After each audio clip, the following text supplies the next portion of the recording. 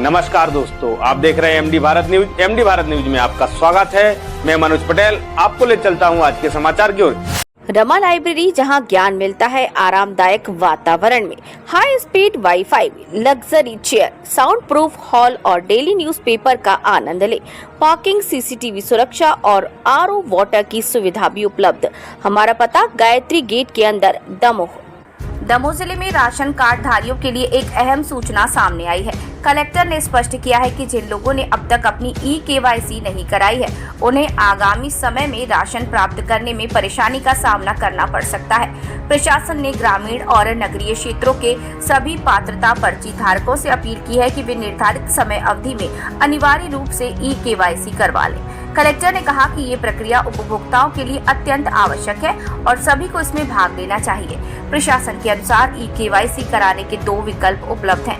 पहला, जब ई-केवाईसी दल आपके क्षेत्र में पहुंचे तो वो प्रक्रिया पूरी कराएं, और दूसरा, आप सीधे राशन दुकान पर जाकर भी ई-केवाईसी करवा सकते हैं। जानकारी के अनुसार ई-केवाईसी का सत्यापन कार्य 12 अप्रैल से शुरू होकर 30 अप्रैल तक चलेगा, जिसके बाद 1 मई से नई व्यवस्था लागू कर दी जाएगी। इसके बाद केवल उन्हीं लाभार्थियों को राशन मिलेगा जिनकी ई-केवाईसी पूरी हो चुकी होगी। प्रशासन ने लोगों से अपील की है कि वे समय रहते ई-केवाईसी की प्रक्रिया पूरी करें, ताकि किसी भी प्रकार की असुविधा से बचा जा सके।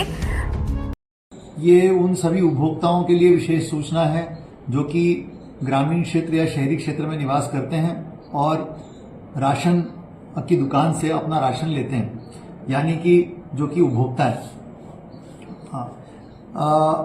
जो भारत सरकार ने एक नई स्कीम शुरू की है जिसका नाम है स्मार्ट पीडीएस, यानी जो पब्लिक डिस्ट्रीब्यूशन सिस्टम है, सार्वजनिक वितरण प्रणाली जिसके माध्यम से राशन मिलता है, उसको पूरी तरह से जो है डिजिटाइज किया जा रहा है, पूरी तरह से कंप्यूटराइज किया जा रहा है, पूरी तरह से एक नई इलेक्ट्रॉनिक व्यवस्था बनाई जा रही है।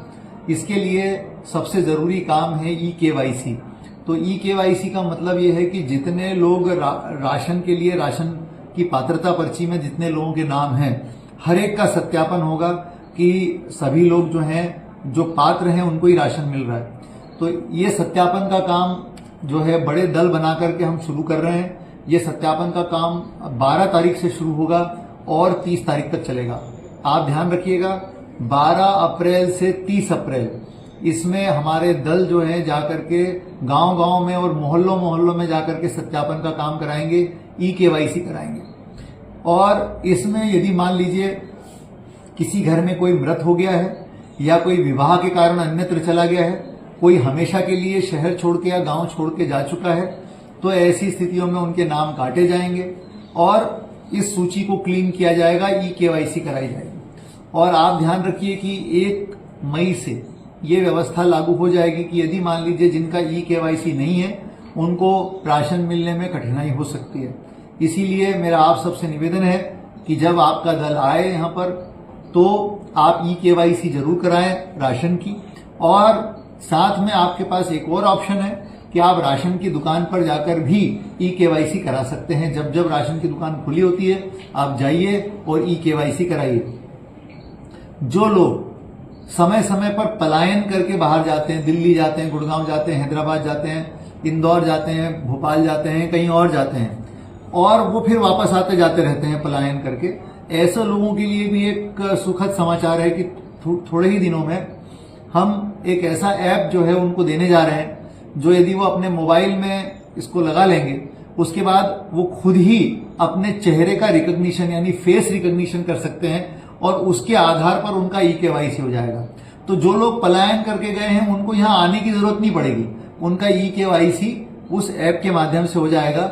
अगले 1 सप्ताह में हम प्रयास करेंगे कि वो ऐप आप तक पहुंचा दें और आप अपना ई-केवाईसी कराएं। तो कुल मिलाकर के जितने ग्रामीण और नगरीय क्षेत्र में हमारे राशन कार्डधारी लोग हैं, जिनके पास पात्रता पर्ची है, वो सभी लोग अनिवार्य रूप से ई-केवाईसी करा लें, यही मेरा अनुरोध है। धन्यवाद।